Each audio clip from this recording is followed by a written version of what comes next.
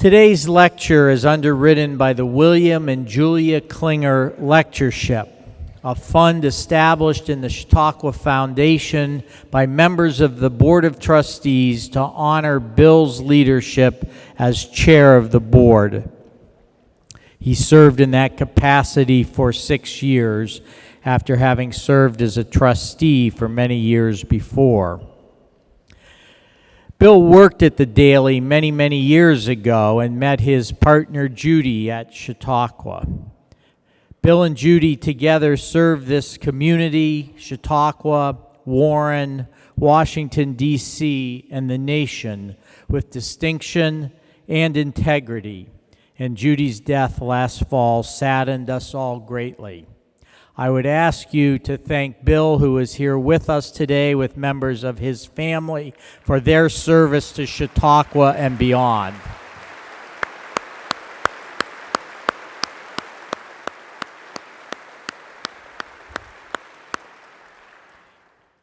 It is really my great privilege this morning, representing Chautauqua Institution, to introduce to you Akhil Amar, the Sterling Professor of Law and Political Science at Yale University. After I read the rest of this introduction, you'll understand why I say that. Mr. Amar teaches constitutional law in both Yale College and Yale Law School.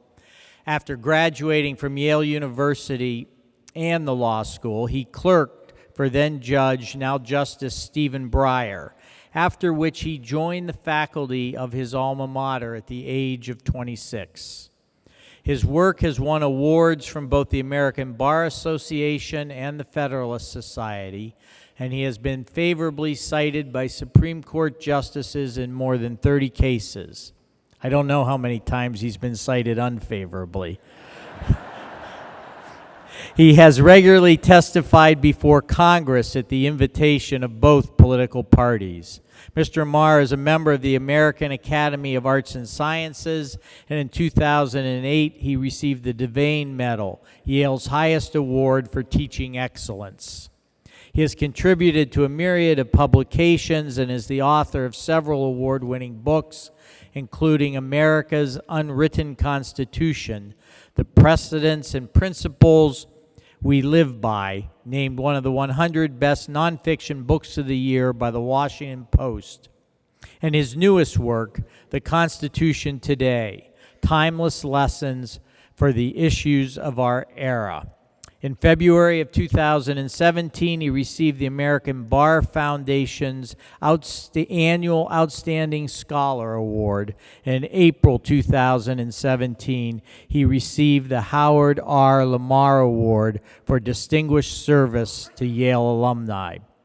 His lecture today is entitled, How the Warren Court Still Endures. Please welcome Akhil Amar back to Chautauqua.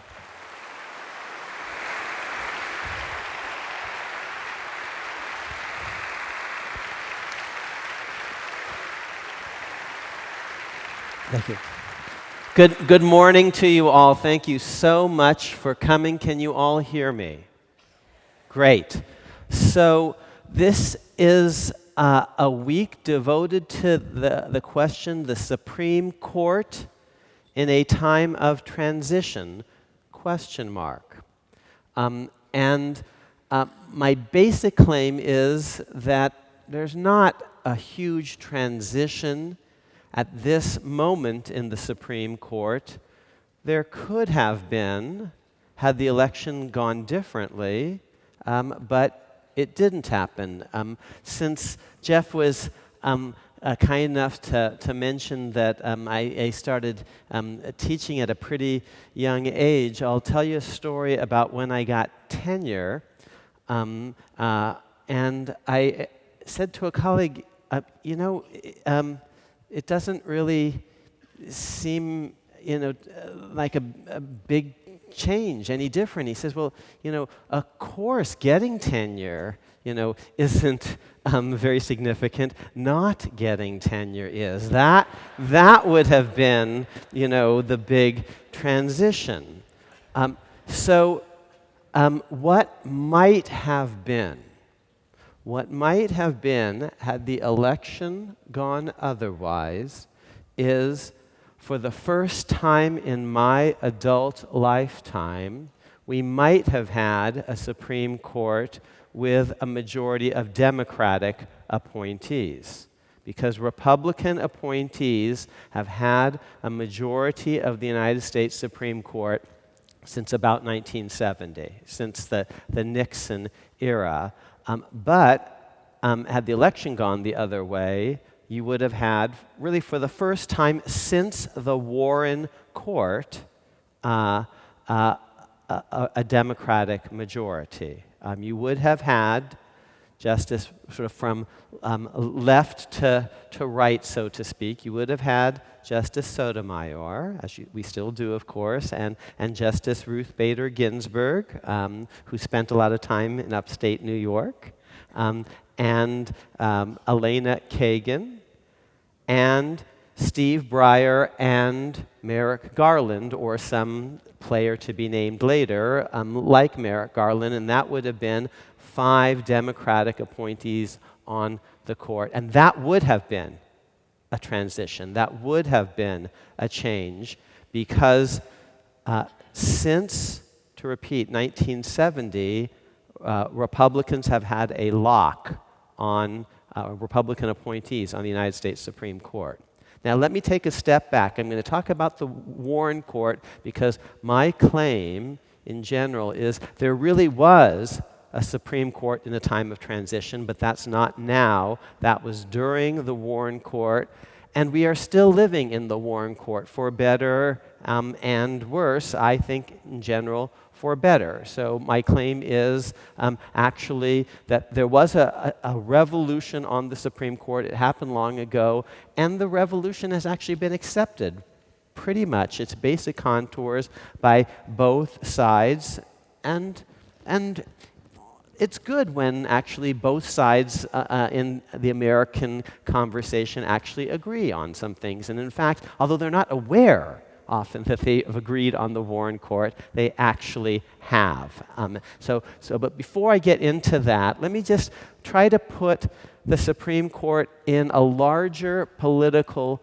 context, bringing the other branches of government into the frame of analysis and try to explain to you all why it is that whatever side you took in the last election, you may have sensed that this was a big one. I thought it was a very big one. I saw it coming, and that's why I wrote a book that was to be published during the election season to give my fellow citizens a sense of what really was at stake, what was up for grabs.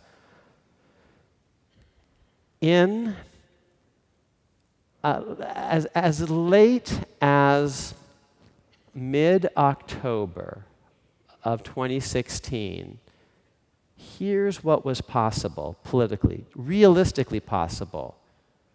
The Republicans might win the presidency, as they did, and the Senate, as they did, and therefore the judiciary, as they did, and the House of Representatives. They ended up running the table, sweeping the field, and that was realistically foreseeable in October, mid-October. Some of my friends didn't see it, but I thought it was very realistically foreseeable. But here's what was also realistically possible. As late as mid-October, that the Democrats could win the presidency, and therefore the Senate. I'll explain the therefore in a minute.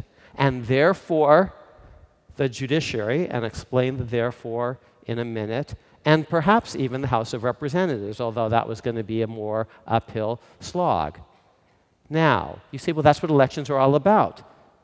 My friends, the last time there was an election in America when a month before the election, each side had a realistic possibility of running the table, the last time that was true before this election, Chautauqua institution didn't exist.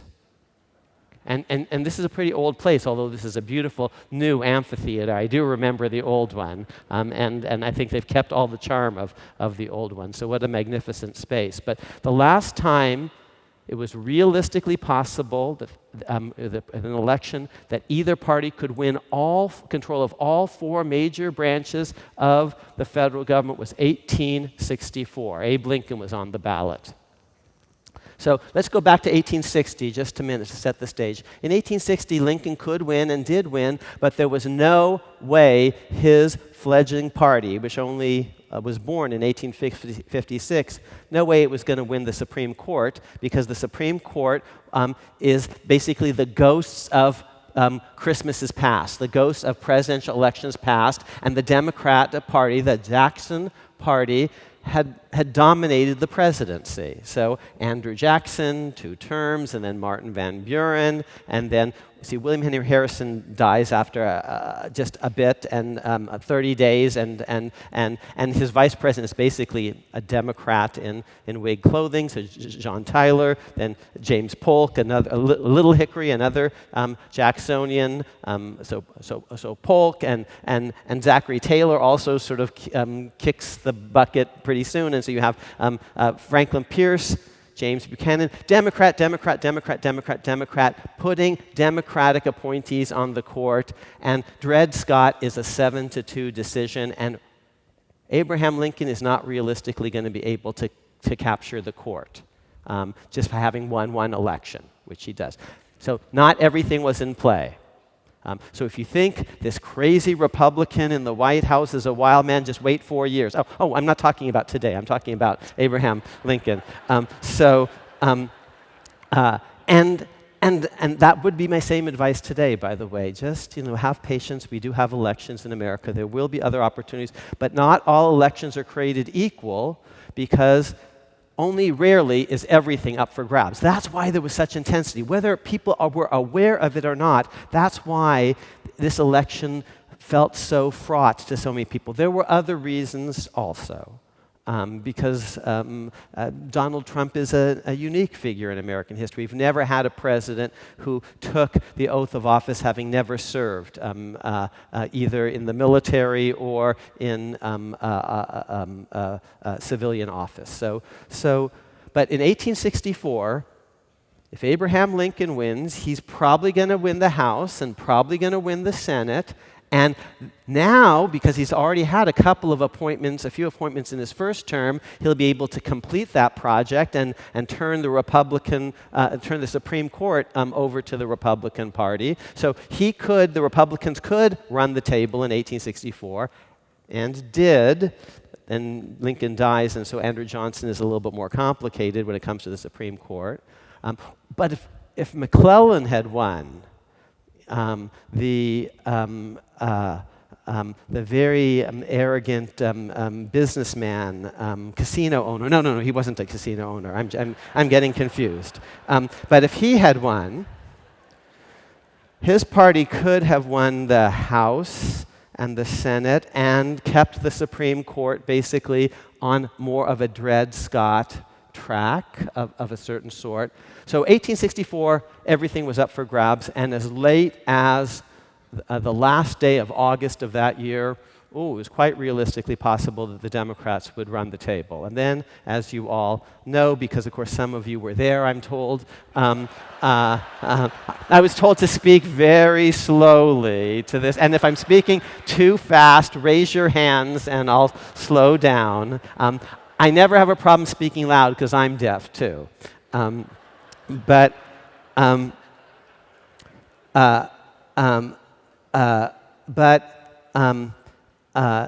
if McClellan had won, it'd be a very different world, and he could have won as late as the end of August. Abraham Lincoln thinks he is going to lose. He actually writes a memo to his cabinet about what they're going to do if they lose, and he has every cabinet member sign the back of it. It's called the secret memorandum, but he doesn't show them what they've signed.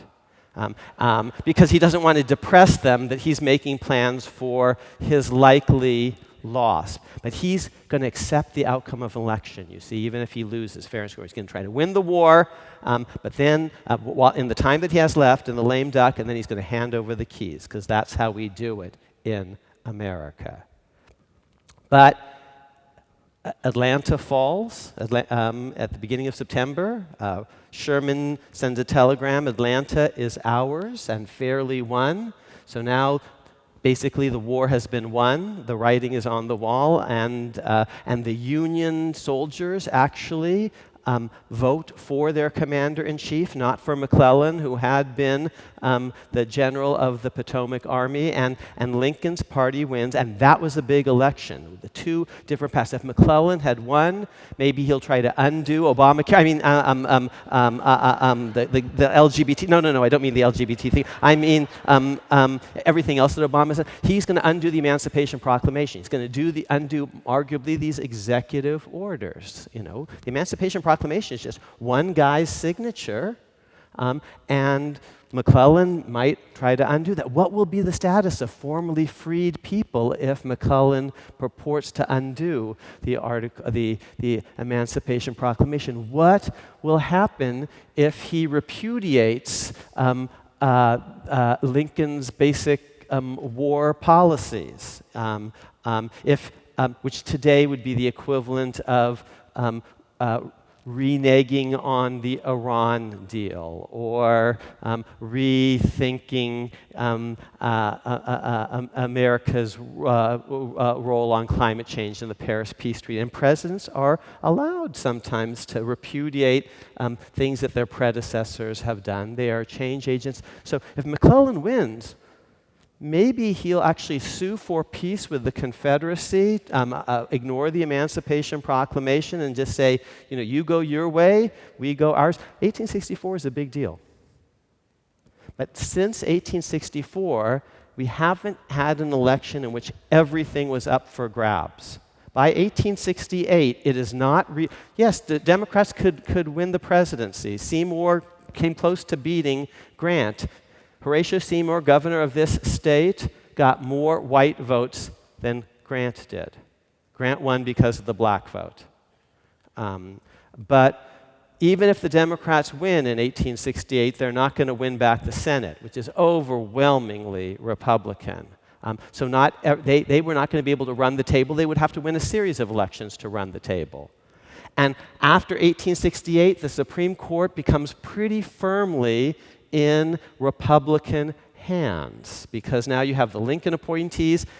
The Reconstruction Republicans weren't going to let Johnson nominate anyone to the Supreme Court. They basically stonewalled Merrick Garland. They stonewalled anyone that Johnson might pick. They actually changed the number of seats on the Supreme Court so that next time there would be a vacancy, Johnson wouldn't be able to fill it. There actually were 10 slots at the time, and Congress says, until we go back to, we're going to change the size of the Supreme Court, reverse court packing to 7, and until there's 7, the president doesn't get any new slots. And then after Johnson leaves, they boost it back up to 9 so that Grant can start refilling the court with good Republicans. So by 1860, after Grant wins, the court is solidly Republican. And yes, Democrats might win the presidency from time to time, but they are not going to be able to win back the Supreme Court for the next more than half century. Remember I told you that Andrew Jackson's party is the dominant political party in America. When you go to an ATM, you see Andy Jackson again and again and again. He kind of looks a little like Trump, doesn't he? Kind of, you know, there's a similar persona. He's the closest thing we've ever had to President Trump in all sorts of ways. That's the dominant political party in America before Abe Lincoln. But because they become the party of slavery, secession, later segregation, they commit a kind of political suicide, and no Democrat will get a majority in the presidential vote until Franklin Roosevelt from this state. So, Grover Cleveland from New York can win. Woodrow will, but he doesn't even win 2 consecutive terms, and he never gets a popular majority. and yeah, Woodrow Wilson wins in some weird three-way races, but he never gets a popular majority. And therefore, the Democratic Party is never going to be able to control the Supreme Court all the way to 32. Okay, so it wasn't in play. And then, as late as if Franklin Roosevelt in 32, he can win, and he does, and he sweeps the House and he sweeps the Senate. But realistically, he's not going to be able to turn the court, because the court is the ghost of Republicans past, and in fact, they're jamming him on all sorts of his proposals. He's launching new initiatives, and the court is actually invalidating them, and he gets not a single appointment his first 4 years. He's very frustrated by that, which is going to lead to court packing. And frankly, this is something that some of you may sort of dimly remember from your parents' conversations and the like. Some of you, now we're starting to get closer to living memory, the court packing plan of 1937, because he wins re-election.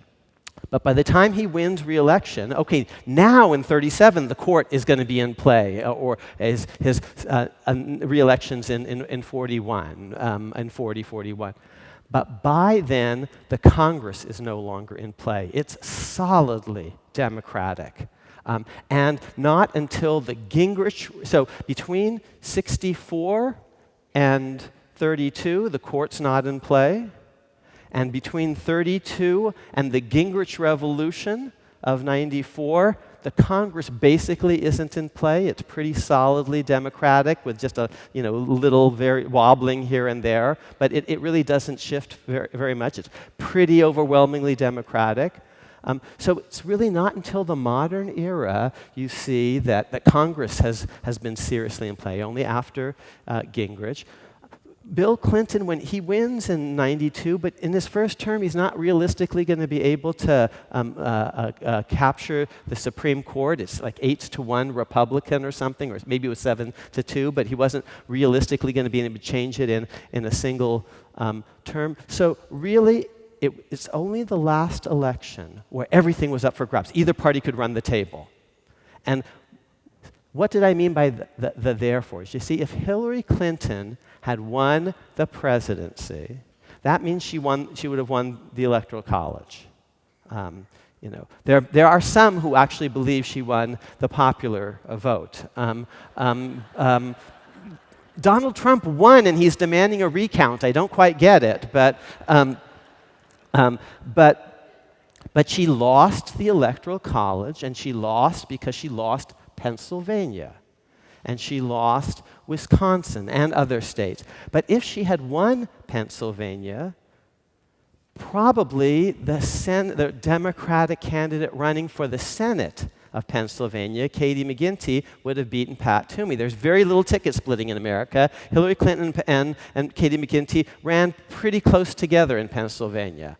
And had she won Wisconsin, then Russ Feingold would have probably won from the Senate rather than Ron Johnson, because Russ Feingold and Hillary Clinton ran pretty close together. So had she won the presidency, she would have won, the Democratic Party would probably have won the Senate in places like Pennsylvania and not Wisconsin. Not just those, but just take those.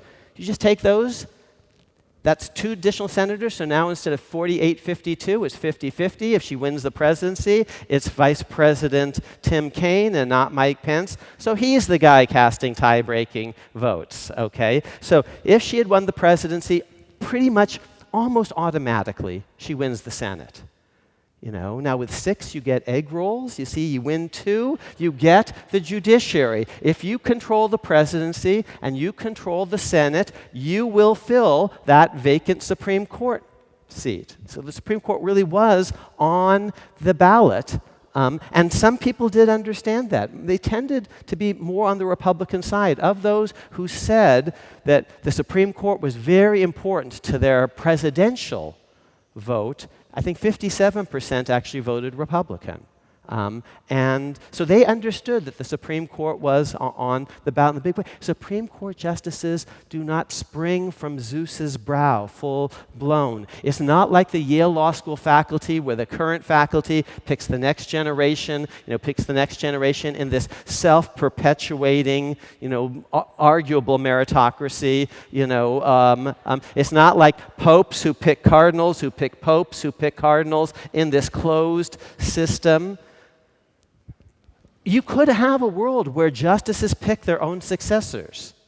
And actually, Europe has more of a model of judges picking other judges, baby judges working their way up. Last time I was here, I talked a little about that as my Robert Jackson lecture on the judicialization of the judiciary, how we're moving informally a little bit more toward a world in which judges are basically vouching for other judges and people are moving up within the judiciary system rather than having former senators becoming justices and former governors and other political figures. But still, our system is a system of Supreme Court replenishment that is political by design. It's not a bug, it's a feature. Presidents pick justices and voters pick presidents. Senates confirm justices, and after the 17th Amendment, voters very directly pick senators. That's not a bug, that's a feature. So had Hillary won, and it was very realistically possible that she could have, as late as Election Day, but surely before Comey in October, Comey's first report, she's going to win the Senate. She wins the Senate, she's going to actually fill that vacancy, and then it's Justice Merrick Garland, and that would have been a transition. That would have been a transition. It would have been a Democratic-controlled majority for the first time since basically the Warren Court era. Winning the House of Representatives was going to be more of a slog for her and for the Democrats. They would have probably had to win by about 4 points nationally to have carried 4 to 5 points nationally to have carried the House because of just the way in which people are configured in America. Democrats say it's all because of gerrymandering. I actually don't believe that so. I think it's more just because Democrats win cities overwhelmingly, 80-20, and tend to lose in more rural districts, 55-45 or something like that. Overall, they might win more votes in a particular state, but they may lose actually more districts within the state just because of how people are where people are choosing to live. But she could have done that. If polls had her ahead, and the polls are always so reliable, of course, but polls had her ahead, 4 to 6 points. So that's why this was a big election. Democrats could have run the table, Republicans could have run, and did end up running the table, and we haven't had that since 1864. That's, my first big set of historical claims about what you lived through and why, whether we're aware of it or not, there was a lot of anxiety and intensity. Because if one party wins all the marbles, lots of things are up for grabs. And if the Republicans had won the Senate by a bigger margin, Obamacare's immediate repeal would be more imaginable. Part of the reason they're having difficulty is they only won the Senate 50-48. Imagine they had won the Senate 54-46. Oh, well, now they have Mitch McConnell has more running room to run, to do things. Okay. So my first big set of claims is the Supreme Court is not in a big transition right now. It's pretty much continuation of the main themes of the Burger Court, the Rehnquist Court, the first decade of the Roberts Court. I would say the big change, and I have to admit, I feel a little, more than a little diffident here because we really do have the world's expert on the Supreme Court here in the person of former Solicitor General Ted Olson, and you're going to hear from him later in the week, and he is a Supreme Court expert, and in an alternative universe, he might have been on the court himself. But my sense, Ted, is that if there's any transition at all, it might be possibly the emergence of a little bit broader center coalition. For many years, the court has been characterized by what might be called a 4-1-4. You've got 4 conservatives, you've got 4 liberals, and Justice Kennedy swings. He votes with the liberals and with Ted Olson on same-sex marriage at the end of the day at Obergefell, but with conservatives on other things. And when Justice O'Connor was there, she was maybe not so much a swinger as a splitter. She would split the difference. Kennedy sometimes would go kind of pretty far left, sometimes pretty far right. He's a swinger, she's a splitter, but it was 4 and 4, and maybe there were 2 people in the middle. Maybe it was Kennedy and O'Connor, but a fairly narrow middle. That's not the most stable of regimes when everything depends on only 2 senators who were in the middle, Lisa Murkowski and Susan Collins or something like that. It's possible we're seeing the emergence in the last term of a broader center coalition. During the Burger Court, there was a broader center. By definition, things are always going to be decided in the center. That's what it means to be the center. But there's a difference between a 4-1-4 with a narrow pivot in the middle and stronger wings. Difference between that and 3 or 4 people as a central block. In the Burger Court, there was more of a central block, and Lewis Powell was part of it, and so was Potter Stewart, and sometimes Byron White, and sometimes John Stevens. Sort of 4 people. Blackmun was in a state of transition, but sort of a broader center coalition. Yeah, you had Justices William Brennan and Marshall on the left. Yeah, you had later Chief Justice William Rehnquist on the right. But you had sort of more of a center. In recent memory, it's been a narrower center, a tighter fulcrum. Kennedy or O'Connor. But in the last term, they actually agreed on stuff, Republican appointees and Democratic appointees, on big things, on religious equality in Missouri, 7-2. With Breyer and Kagan joining, at least in result, Kagan even an opinion by John Roberts, who also carried, for the most part, the Republican conservative appointees. John Roberts actually saying, Obergefell is decided, we're not revisiting same-sex marriage, joining, and he was in dissent in that case, but not doubling down on it. Several cases where he, last term, in my view, redeemed the promise of his confirmation hearings that he was going to try to broaden the coalition, have fewer things decided by narrow 5-4 margins, try to bring more people on board. He moved to the left on same-sex marriage, on the meaning of he moved to the left. There were a couple of cases involving race in the criminal justice system where he actually, and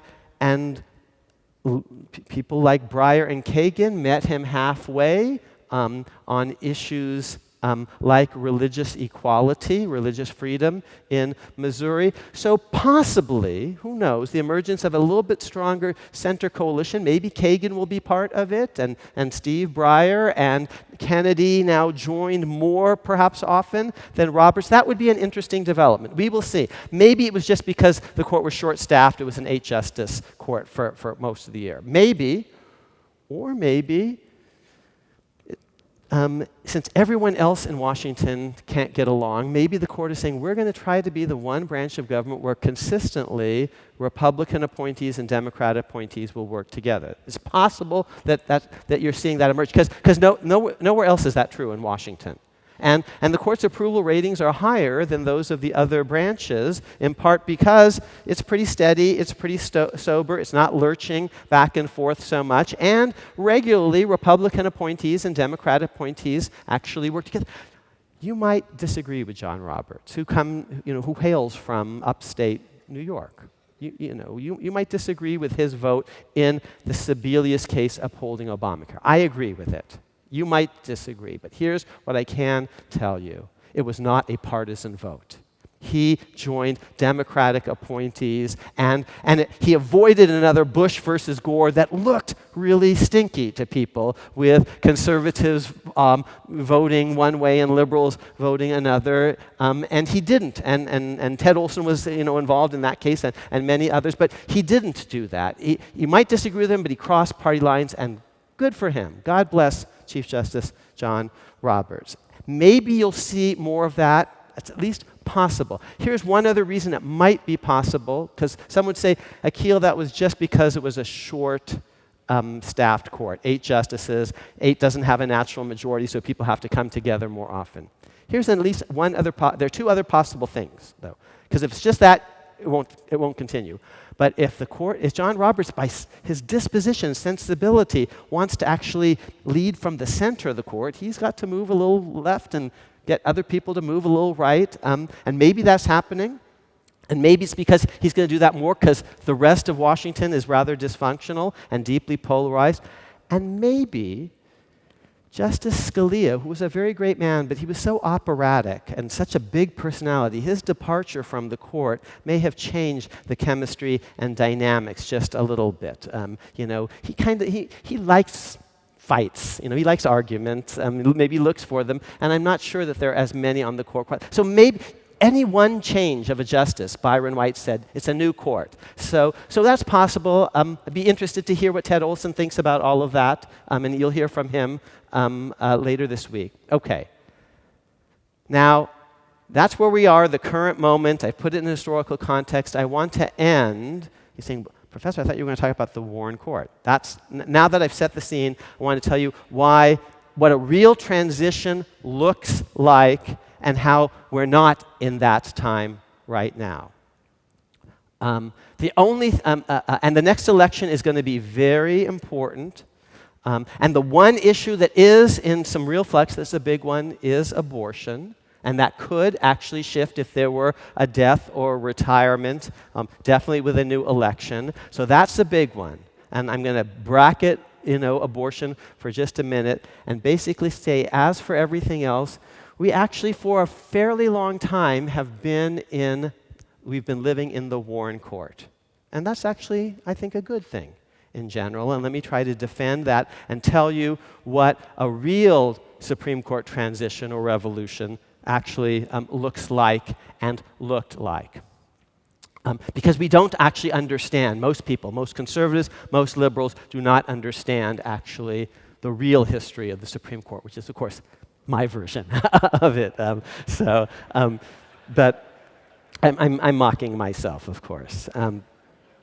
But this is what the world looks like in 1953, before Earl Warren, or 52, before Earl Warren becomes Chief Justice. There is legalized apartheid in much of America. Racial segregation that is, in fact, racial subordination, and not just in the former Confederacy, but in places like Topeka, Kansas. So apartheid across much of America. There is malapportionment in most states and massive malapportionment in many states. Malapportionment as measured by the deviation from one person, one vote, equal size districts in state legislatures or congressional districts. Most states don't have equal size districts for state legislatures, both upper and lower houses, and for congressional districts. Many states have huge population fluctuations, at least for some districts in some institutions, either a state house, state senate, or congressional districts. So, Jim Crow, malapportionment in most states and massive malapportionment in many, including the state of New York. And no strongly enforceable right to vote, massive disfranchisement in violation of the Constitution of African Americans in a lot of the country. No civil rights, no Voting Rights Act of 65 and its associated case law. The Bill of Rights generally does not apply against the states, but only the federal government. So if we played a little game and I said, name me the Bill of Rights cases in American history, whether you agree with them or not, the important Bill of Rights cases, here's what you would say. You could even shout out the names. Just shout out the names of what you consider the really important Bill of Rights cases, whether you like them or not, in American history. What are their names? Plessy v. Ferguson, Miranda, Escobedo v. Illinois, Gideon, Mapp v. Ohio, Brown v. Board, Roe v. Wade, Lawrence v. Texas, Griswold v. Connecticut, New York Times v. Sullivan, right? Not Tinker versus Des Moines. Not one of those cases, not one, is a Bill of Rights case, strictly speaking. The first word of the First Amendment is Congress. Congress shall make no law of a certain sort. Our friends in the Tea Party just say Congress shall make no law, period. Congress shall make no law, exclamation point. And Congress is doing a pretty good job of that, by the way, these days. But the Bill of Rights starts saying Congress shall make no law. States can make laws, Congress can't.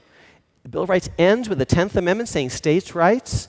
In between, there are celebrations of local militias and local juries, criminal juries, grand juries, petit juries. The Bill of Rights originally is a Tea Party document, anti-federalist, states' rightist, limits on the federal government, but not on the states. States are allowed to have established churches, and half of them do.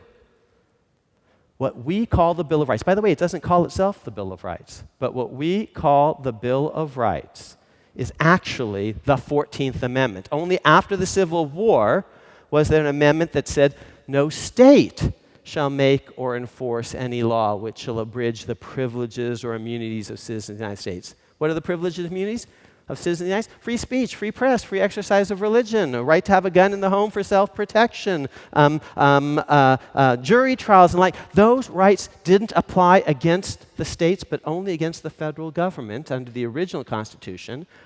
The 14th Amendment, I would argue, changed that, but in courts didn't start doing that in a real and serious and sustained way until after 1953. That's part of the Warren Court Revolution, which lawyers know as the incorporation doctrine. The Bill of Rights is applied or incorporated against the states. So there's Jim Crow in 53.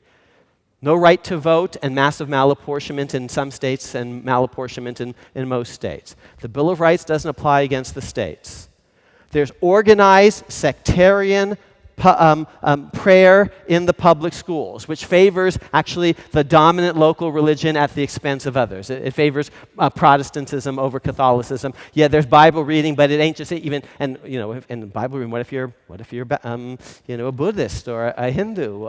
And even the Bible, it's not just any Bible. The Catholic Douay Bible with that Apocrypha thing, no, that will not do. It has to be a good, proper King James Protestant Bible. Thank you. Okay, so there's organized sectarian prayer in the public schools in places like New York, states like New York.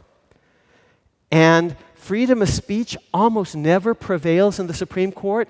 Very, very rarely. The first time it ever wins is 1930, and it hasn't won that much.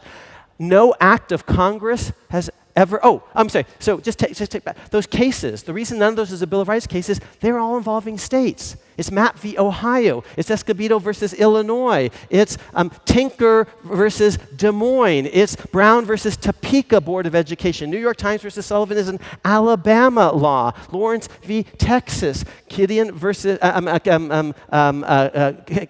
Griswold versus Connecticut.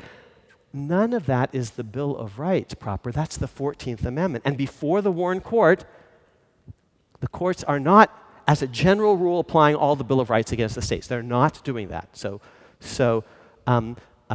Jim Crow and right to vote, no real right to vote, malapportionment and disfranchisement, no application of the Bill of Rights against the states, organized sectarian prayer in the public schools, freedom of speech, very rarely winning, and never against the federal government. The first time the United States Supreme Court strikes down an act of Congress as a violation of the First Amendment, which says Congress shall make no law, is 1965, Lamont v. Postmaster General. Wow. And it's not as if Congress hasn't passed speech suppressive laws. John Adams signs his name to one. Woodrow Wilson signs his name to another. These Harvard and Princeton guys, do not trust them. Yale is so much better. Okay? And criminal defendants have precious few constitutional rights, especially indigent criminal defendants. There's no general rights to have a lawyer. That's 1953. And the Warren Court issues that's a transition, a revolution in which all of those are changed. Bill of Rights is going to apply against the states. One person, one vote, and we're going to get rid of disfranchisement. We're going to protect free speech vigorously. Criminal defendants do have rights, especially indigent criminal defendants. We're going to get rid of organized prayer in the public schools, apply the Bill of Rights against the states. That's, my friends, that's what a real transition, a revolution looks like. Now, what do we think about that revolution? Here I come to the end. We come to the present moment. Because we do not understand our own experience, we as Americans, and I'm going to try to give you some perspective. Here's what a lot of people think.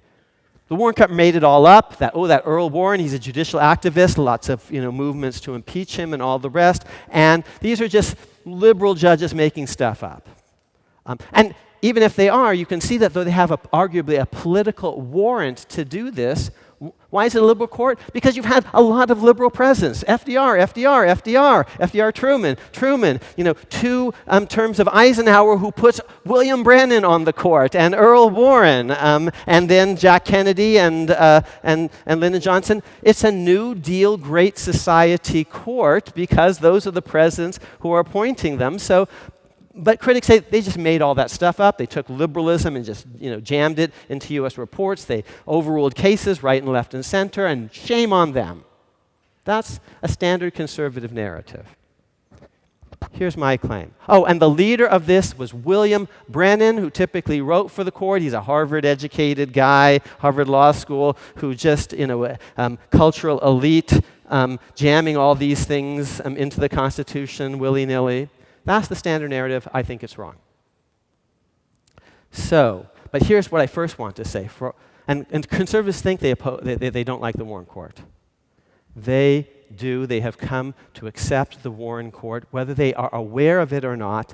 And in fact, the only thing they've done is offer an arguably conservative interpretation of some of these Warren Court principles, but this is progress. Here's actually what conservatives say. They used to say Brown was horrible, even though it's unanimous.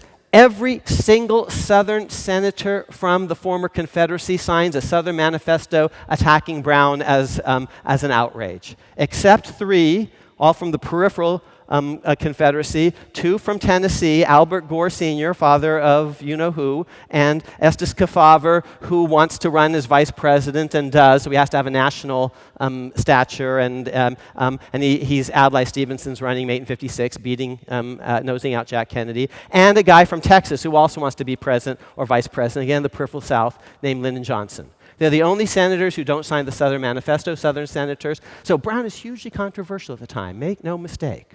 Impeach Earl Warren, all the rest. Today, everyone pledges allegiance to Brown, conservatives included. No major political figure, not Strom Thurmond or Jesse Helms or anyone, says, oh, Brown is wrong. We all pledge allegiance to Martin King, who was deeply polarizing his time, and Brown and Thurgood Marshall. And here's what we say, if we're conservative. The Constitution should be colorblind, or at least almost colorblind, and we accept Brown, but Brown actually says we shouldn't be discriminating on the basis of race, and let's stop doing that even in affirmative action. But that's accepting Brown. The conservatives are. It's a conservative interpretation. The liberals have theirs. Oh, Brown is about integration and the right to education. This is progress. Fine, we have a liberal interpretation of Brown, a conservative interpretation of Brown, but we're accepting Brown. Great, that's common ground. Republicans say, actually, one person, one vote, Reynolds versus Sims, a revolution in voting rights. Conservatives say, we accept that, but that means Bush versus Gore also, because Florida wasn't counting votes equally. Incorporation of the Bill of Rights against the states, speech applies, press applies, religion applies, jury trial rights, right to counsel, fine. But gun rights should also apply against the states. We should interpret the Second Amendment as an individual right and apply it against the states. We want in on the Warren Court project. Religious equality, yes, But let's not go around discriminating against religion either. And that's what the Missouri case was all about. Government actually affirmatively discriminating against religion. Free speech, yes. But that means Citizens United also, because people do have a right to publish advertisements and persuade their fellow citizens. On 5 of the 6 issues, conservatives actually accepted the Warren Court. They have a conservative interpretation. This is progress. On the 6th in criminal procedure, conservatives accept Gideon versus Wainwright. They don't love to fund it, but they don't like to fund anything. But that was a little bit of a joke.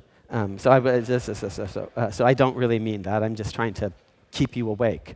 But conservatives actually say guilty criminal defendants shouldn't be getting off on crummy technicalities that have nothing to do with guilt or innocence, like the exclusionary rule.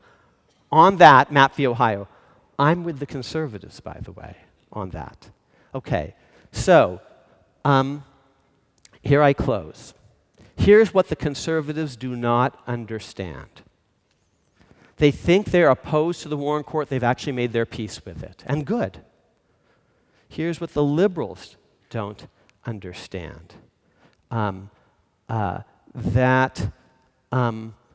we shouldn't be letting guilty people off on crummy technicalities that have nothing to do with guilt or innocence. That's actually not what our Constitution, that's not what ordinary American people believe, ordinary American citizens believe. To see any Law and Order episode, there's this, ordinary people don't quite get the morality of excluding evidence that really is reliable and shows the guy did it. Here's what neither side quite understands. The driving intellectual force of the Warren Court was not William Brennan or even Earl Warren.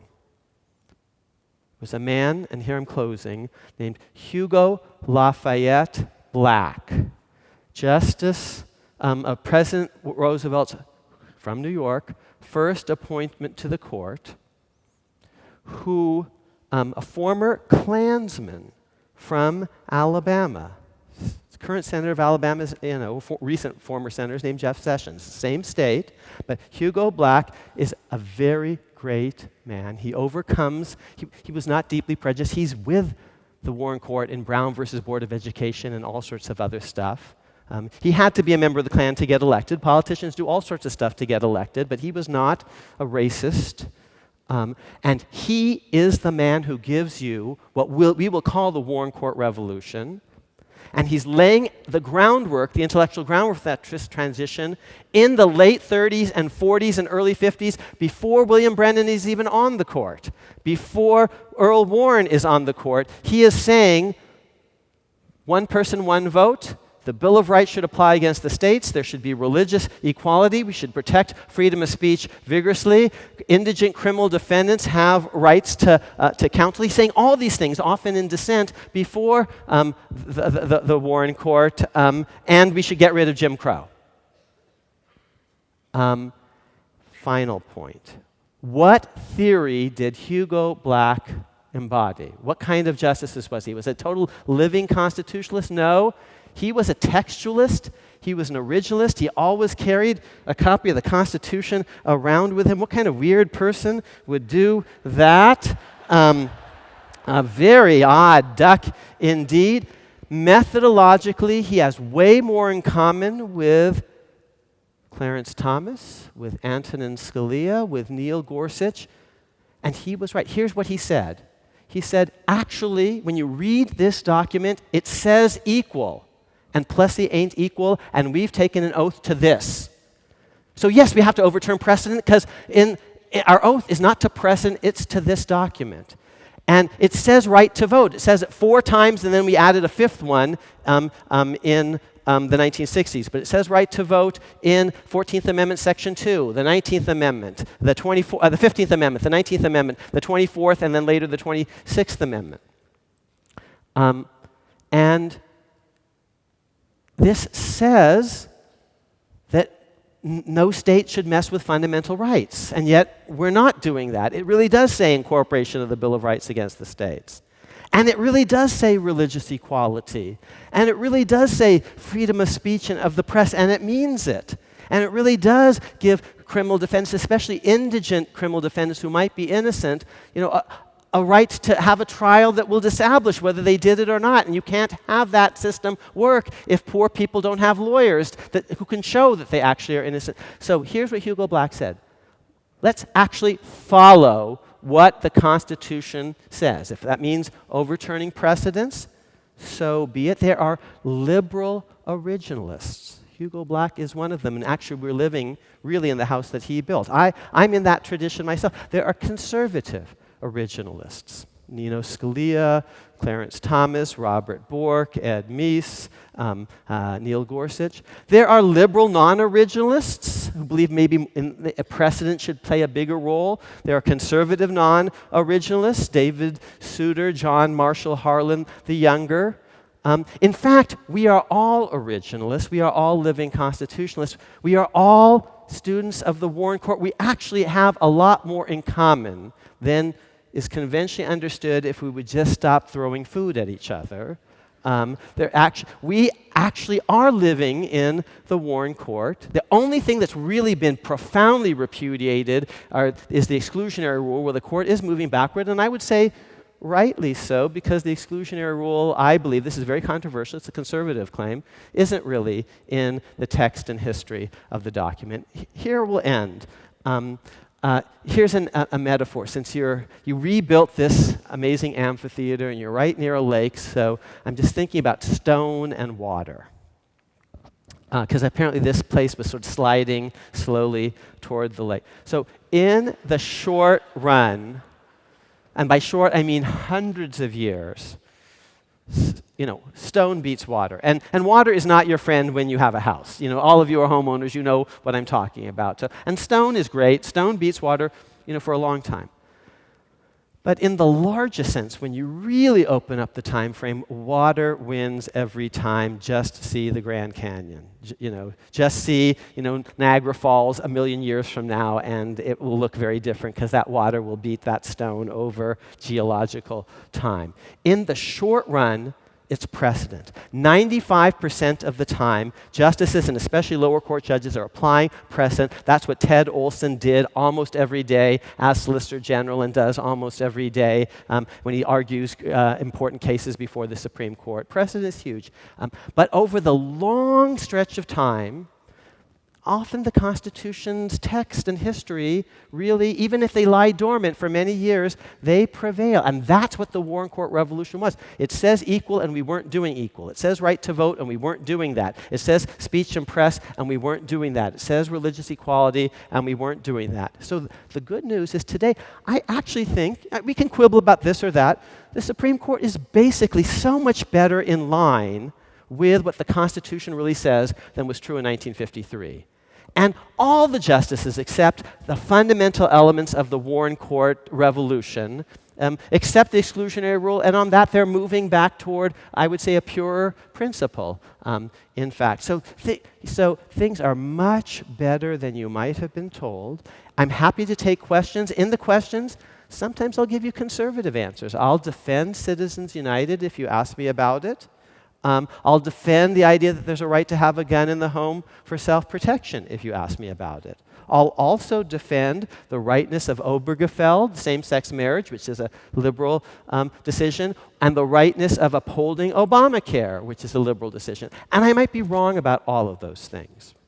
But I'm not partisan, and I actually do have rules that I play by, and you have access to them too. It's half an hour read.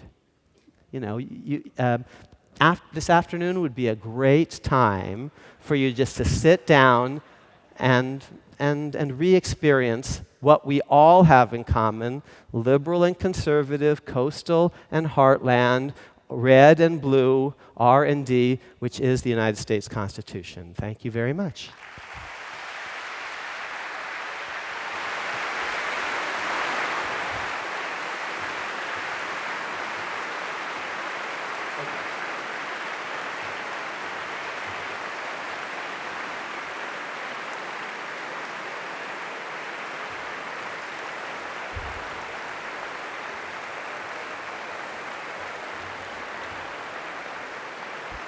Thank you. Thank you very much, Akhil. If you need to leave to get somewhere else, I'd ask that you do so quietly out of respect for those staying behind for the question and answer period. Could you comment on, I don't know if it's a theory, but the speculation that indeed the voting pattern of justices is more partisan, that indeed that if you look at it, they're deciding cases based on the party, the position of the party of the president who nominated them? So it would not be realistic if I said that party affiliation plays no role in predicting judicial behavior. I think it does, but it's complicated. First of all, justices can, let me take a step back. Our Constitution, as I said, creates by design, it is not a bug, it is a feature that we have a political process of selecting judges and justices. The Constitution could have done it differently, judges picking judges, it chose not to. So it's a political process, but then once you're on the court, you don't have to run for re-election, and so you're free to call it as you see it. But you're going to have a worldview, perhaps. So it's political selection and then apolitical judgment, and it's both. And politics in modern America means partisan politics. Ours is a two-party system. Has been, ever since at least 1860, in fact, 1856 really, the same two parties. And not just for the presidency, but for every House race, almost every House race, almost every Senate race, almost every gubernatorial race, almost every state legislative race. It's the same two parties in every district in America, basically vying. And when someone wins who's not one of those two parties, it's a man bites dog story, Angus King, or whatever. Bernie Sanders calling himself a socialist or whatever. I have no idea what he is. So two parties and political. And this, by the way, is a theme of my book, America's Unwritten Constitution. I talk about how the two-party system is built into the structure of our government. It even defines where people sit in the Senate and the House. There literally is an aisle, so it's built deeply into the architecture of the Constitution. How many of you were taught the Constitution was anti-party? James Madison wrote the Federalist 10, and it's all about parties and factions being bad ideas. Raise your hands if this is what you were taught. Because if not, what the heck were you taught? Because that's what I was taught. James Madison founds the modern Democratic Party. If he were alive today, his name would be Karl Rove, or James Carville, or Paul Begala. He and Jefferson found a party that would become Jackson's party that, lineally is the party of Obama. In fact, culturally is the party of Trump today. So it's very interesting how things have changed. But ours is a political process of selection and a partisan system. And the parties today are more polarized than they have been since the 1860s. Every liberal, member of the Liberal Party, that would be the Republicans, in 1866, every single one, except one, voted for the 14th Amendment. And every single member of the Conservative Party, that was the Democrats, voted against it. So there was only one person who flipped, and his name was Joe Lieberman, apparently. No, I'm getting confused. But every Republican except one votes for it. Every Democrat votes against it, which is like the vote on Obamacare, yesterday or 2 days ago on the motion to proceed, or like the original vote on Obamacare. So we've had a two-party system. It was deeply polarized in the 1860s, but not when we were growing up. When we were growing up, there are conservative Democrats and liberal Republicans, and now there are none. The most conservative Democrat, Joe Manchin, is still to the left of the most liberal Republican, Susan Collins, on Obamacare and everything else. So there are no more Rockefeller Republicans, no more conservative Democrats, so we have more polarization. On the Supreme Court, we used to have Republicans, but many of them were Rockefeller, Northeastern Republicans, like David Souter from New Hampshire, John Paul Stevens from Northern Illinois, Chicago, Harry Blackmun from Minnesota, and no more quite of that. So in a world where you have where the left of center people are all Democrats, and the Democrats are all left of center, and the right of center people are basically Republicans, well, that's a world that you didn't have as late as 1965, but it's your world today. So why is Tony Kennedy the only guy who swings? He's nominated by a Republican president, but had to be confirmed by a Democratic Senate. And so it's not altogether unpredictable that he would be the pivot. And Ronald Reagan tried to get someone more to the right, my teacher Robert Bork, and that didn't work. So there had to be a compromise. Where's Tony Kennedy from? California. Where does he grow up? Sacramento. Ted Olson is another Northern Californian, or Californian at least. But who's the governor of California sitting in Sacramento when Tony Kennedy is growing up? Earl Warren, as in the Warren Court, who on the court, mostly Democrat appointees, but he writes for the court in Brown versus Board of Education. Yes, a Republican, he ran for the vice presidency. If Dewey had defeated Truman, he would have been vice president. But he actually ran on both the Republican and the Democratic tickets for governor in California one year. So that's Kennedy's role model growing up. Warren, who will become Earl Warren, and he reflects a lot on Warren. He talked about Warren in the Obergefell oral argument, and Brown and Loving. He sees himself in that tradition. Republican president, Democrat appointee, so that's why you would predict that he would be more disposed to swing. Now, what also accounts for some deviations? Justices change over time.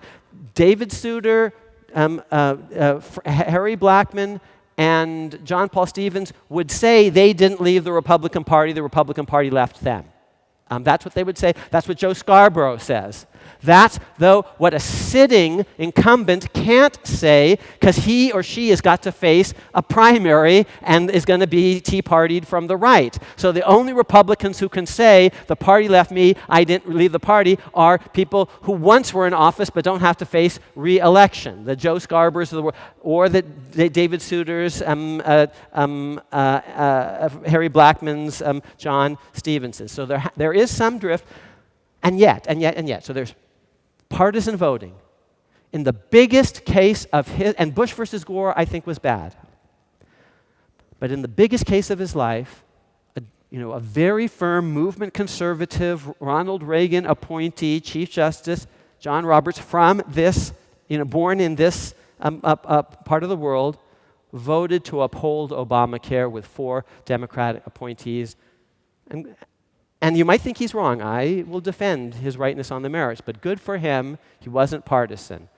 And Tony Kennedy, and he did it a second time in a case called Burwell, involving the interpretation of that statute. He didn't try to sort of undercut it with kind of, clever, legalistic, but, really not very generous to Congress interpretations.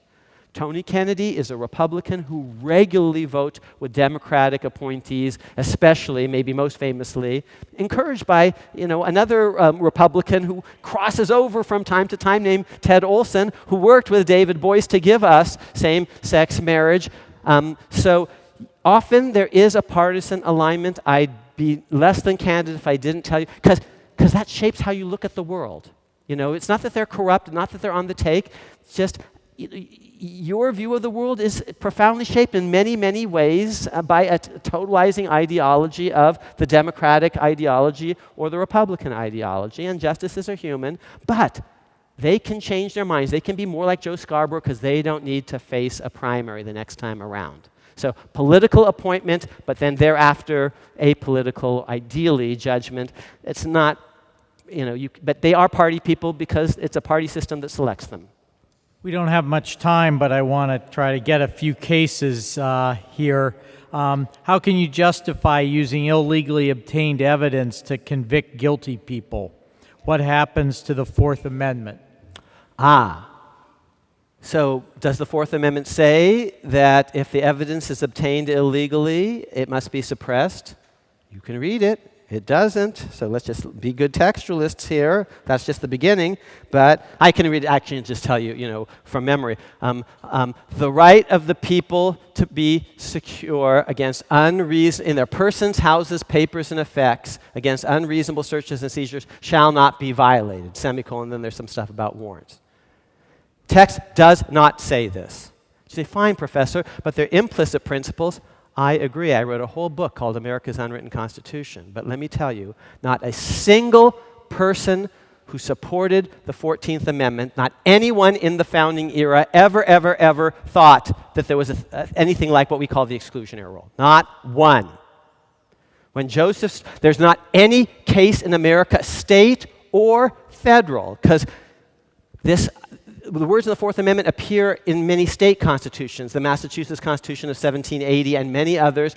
They have Fourth Amendment counterparts because, remember, the Fourth Amendment originally applies only against the federal government, so there's state rules about reasonable searches and warrants. No state court or federal court for the first century after the Declaration of Independence ever excludes evidence. Not one. The greatest associate justice on the court in this entire era, the greatest chief justice is, of course, John Marshall, who's up there with Earl Warren. Harvard professor Joseph Story, when the argument is made, says, author of a multi-volume treatise on the Constitution, he says, I've never heard of such a thing in the Anglo-American world. England does not exclude evidence at the time of the founding and still doesn't today. It's a fairly civilized place, I'm told. And if you're innocent and the cops roust you, the exclusionary rule does you nothing at all, because if they, I promise you, if they do something to me, they're not going to find anything. And if the exclusionary rule is the only game in town, I'm out of luck. What did the founders say? When the government illegally searches or seizes, you should be able to sue them because they've committed an illegal, unjustified trespass, and you should get damages and even punitive damages. But no. Guilty people should not go free if you actually find the smoking gun that shows that the person did it. Now, maybe every single founder was wrong and you are right, whoever, but then persuade your fellow citizens and get a statute passed or amend the Constitution, but don't make stuff up.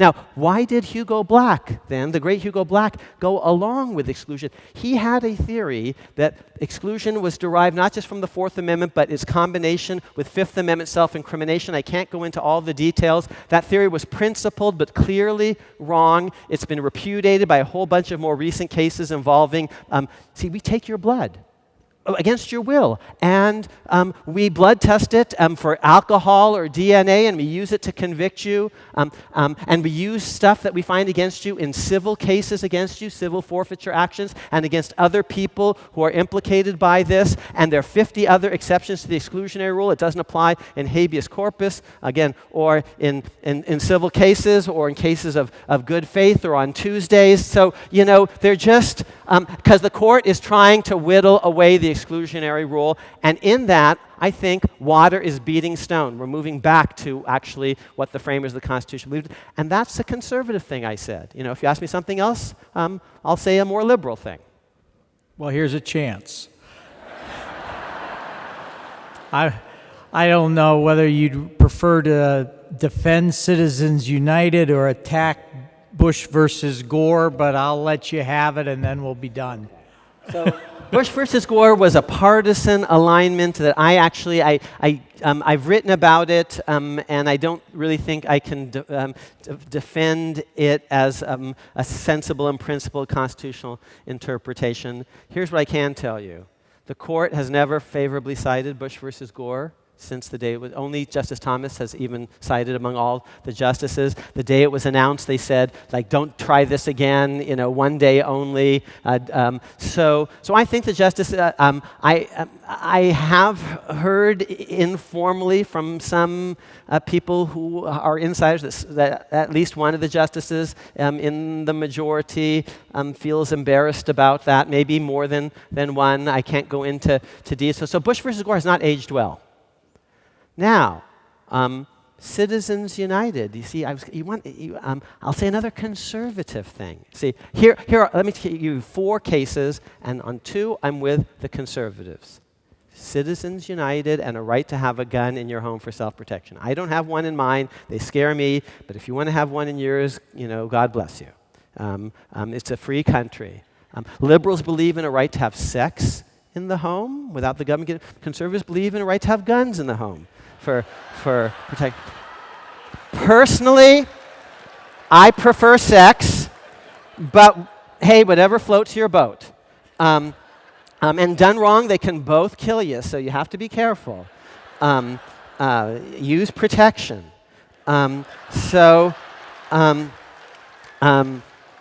But I'm with the conservatives that there's a right to have a gun in the home for self-protection because the framers of the 14th Amendment believed that. Forget the founding, forget militias. The 14th Amendment redefines the Bill of Rights, and after the Civil War, it was clear to every member of Lincoln's party that blacks needed guns in their homes for self-protection because they couldn't count on the cops, the constabulary, when the Klan came calling. Citizens United, I'm going to defend. I'll say just two sentences about that, but on the liberal side, the Constitution says we're all born equal. We're all created equal. And some of us are born gay and some of us are born straight. Gaga says we're born that way. And I think the 14th Amendment has a deep idea of birth equality. Black or white, male or female, whether you're born in wedlock or out of wedlock, whether you're born Jew or Gentile, whether you're firstborn in your family or the fifth, or whether you're born gay or straight, government shouldn't be in the business of exalting some people as being sort of born the right way and demeaning other people because they're born the wrong way. So I'm for same-sex marriage and gay rights. That's a liberal idea, but I think it's in the Constitution. It doesn't just say race. It has a broader birth equality principle. I'm with liberals in thinking that you might not like Obamacare as policy, but it's perfectly constitutional. I defend all of these ideas and more in books that I've written, so I can't go into details, and you don't have to buy the books, you just have to read them. There are things called libraries, but I can't give you all the reasons for them, but I promise you everything I've said today is in much more detail in books. And here's one final thing, and then I'll just, Citizens United.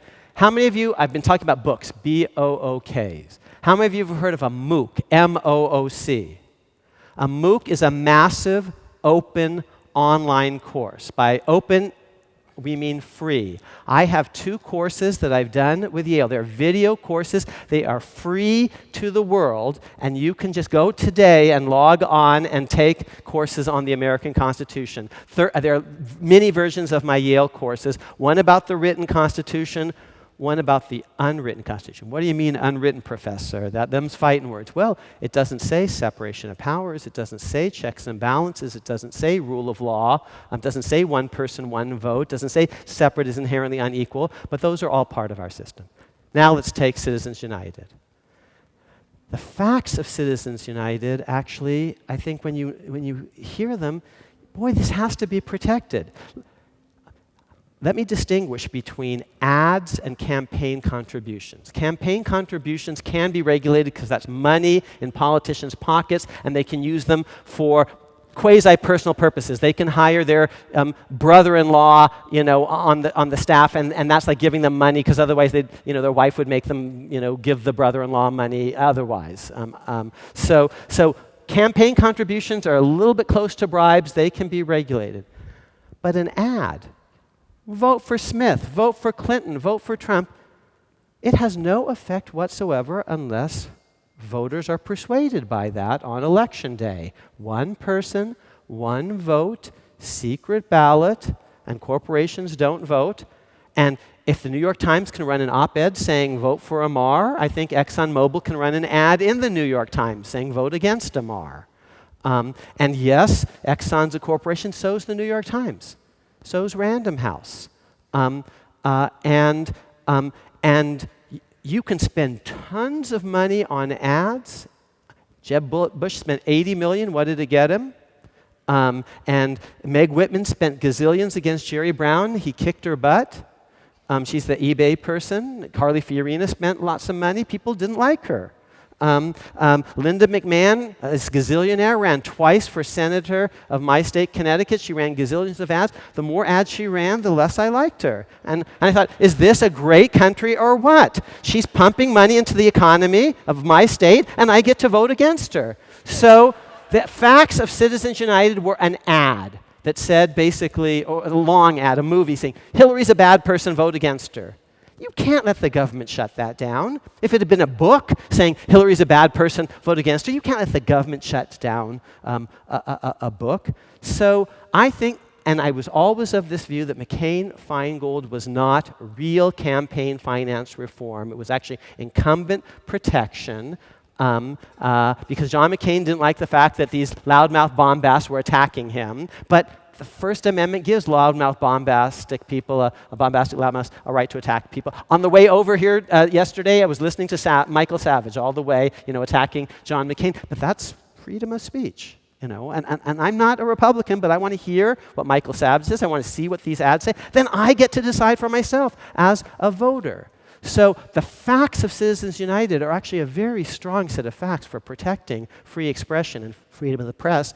And we can have lots of real campaign finance reform about limiting campaign contributions, which are money into candidates' pockets, public financing of campaigns, access to public airwaves for both parties, traditions of Lincoln-Douglas-style debates, which actually don't cost a lot of money, and we can then judge them for ourselves. There's so many real campaign finance reforms that are fully constitutional, in keeping with Citizens United. They are championed by people like Larry Lessig from Harvard in a book called Republic Lost, by Bruce Ackerman and Ian Ayres in a book called Voting with Dollars by Ackerman and Fishkin. There are lots of real campaign finance reforms that really would open up the system.